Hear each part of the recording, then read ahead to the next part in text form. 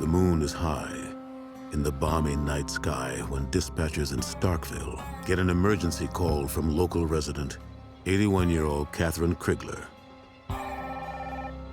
What's the problem, man? Well, this tonight is not a terrible thing. There was one single young man, and he went in the front room where my friend was sleeping, and he came back in with his hands all bloody. And then he raped me. Kathryn Crigler clings to life as her friend in the room next door succumbs to her injuries. I know I did. It's just terrible. You know where this man went? You know, he's been gone. He kept threatening me that he was going to cut me up like my friend. Okay, man, that's all right. They're on the way. We're sending an ambulance too, okay? Yeah, you better. I'm so tired. I got the call to come down to Miss Crigler's house on 82 Highway, and that Miss Crigler and Betty Jones were there. When I arrived, Miss Crigler was not there. She had been transported to the hospital. Betty, she was in the house. I went in. The baseball game was still playing when I arrived. That's where the TV was, in the living room, and that's where Betty's body was. Betty died from a knife wound to the throat, and it was bloody, and it was a brutal killing. This one would rank up with some of the worst that I've ever seen. Investigators examine the crime scene. They piece together what happened earlier that night. There was a knock at the door, and Betty Jones went to the door. She opened the door, and once she opened the door, the person on the other side came in and immediately attacked her. He stabbed her. He then proceeded to another area of the house, which is where Kathryn Crigler was. She was in a wheelchair. The perpetrator then finds her and proceeds to rape her. When Kathryn wakes, the killer is gone, apparently leaving her for dead. She was able to somehow crawl to a telephone in another part of the house, call 911 to beg for help. There was other evidence collected. There were fingerprints. The suspect apparently left a cigarette packaging there. The specific brand were only sold at 2 stores in town. At the hospital, evidence is collected from Kathryn. In 1990, investigators collected this evidence, this rape kit. There was nothing they could do with it at that time, but someone had some foresight to know that this evidence might lead to something someday. Despite her life-threatening injuries, Kathryn is still able to give detectives critical information about her attacker. She told them that it was a white male. She said he had blue eyes, swarthy complexion, and dirty blonde hair. We put out a drawing of what we thought Miss Crigler told us. She gave a good description.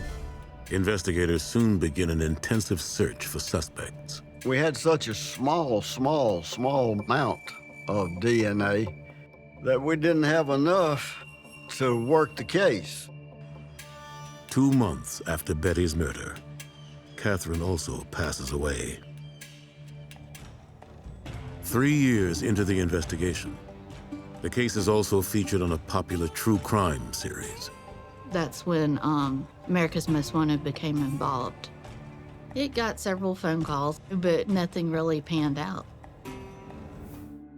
But then the tips stop coming into the Starkville PD, and the investigation into the Labor Day murder slows like the waters of the Mississippi River, and the case goes cold.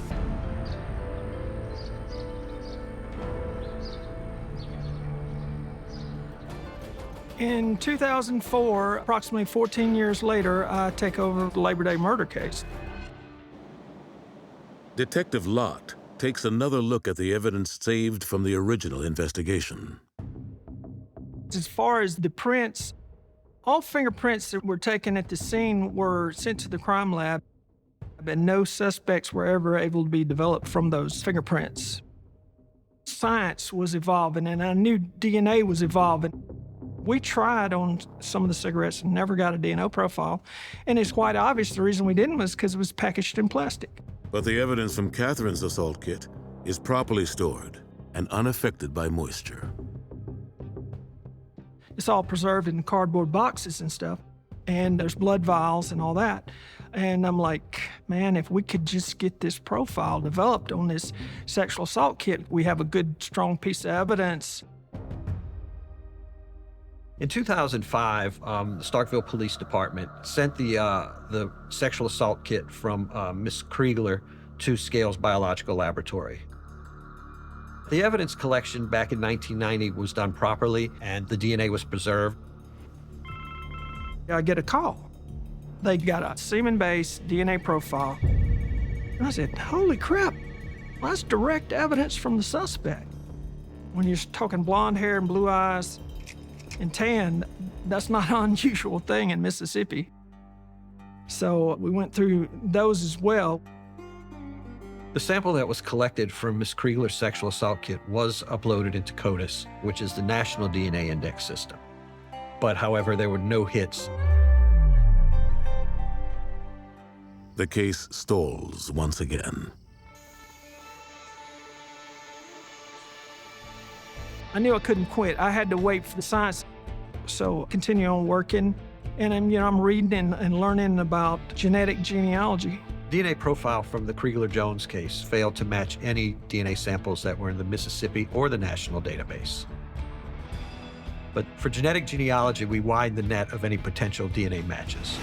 If you are able to make an association between a sample and someone that's in a genetic genealogy database, then they could work back and create a family tree to potentially identify a suspect. Forensic genealogists set to work. Just 3 months later, they hit pay dirt. When the genealogists did their work, there's potentially 2 brothers. One was a fairly well-to-do, successful businessman. The other one had a couple of run-ins with the law. Naturally, law enforcement's going to start at least with the person who's had the run-ins with the law. When they came up with the name Michael Devon, this was someone who appeared to be a promising match. Police discover 51-year-old Michael Devon lives 100 miles outside of Starkville, near the town of Boonville. They find little else. As far as criminal databases, there was not a lot in there about him. This was someone who was never on detectives' radar. That is, until Devon is arrested on a drug charge in June 2018. The results show that his DNA profile is a match. Before making an arrest, Detective Lott and his partner plan to confront the suspect. And I said, we're going to interview him. Let's try and get him to confess and own up to what he did and give us a motive. We know this is the guy. Okay, we're obviously here for a reason. We know what you did back there in your 20s in Starkville. It's 100% that you did, and we have the physical evidence. Yes, sir. I know this day was coming. I've been expecting it a lot sooner than what is here now. Mm-hmm. You say you know what went on and what happened? Yeah. Well, I think now's when I want to tell you that I don't want to say nothing else. Michael Devon is charged with both capital murder and sexual assault. He faces the possibility of death. The day we had the press conference, it was not planned, but that was the 93rd birthday of Betty. There's Betty, one out birthday cake. I know I cried during that press conference, but I'm not ashamed of that. It was a good day. Before Devon faces a jury of his peers, he decides to cut a deal. He was willing to plead to the charges to avoid the death penalty. Devon is sentenced to life without parole. To the frustration of the victims' families, he never explains why he committed the terrible crimes.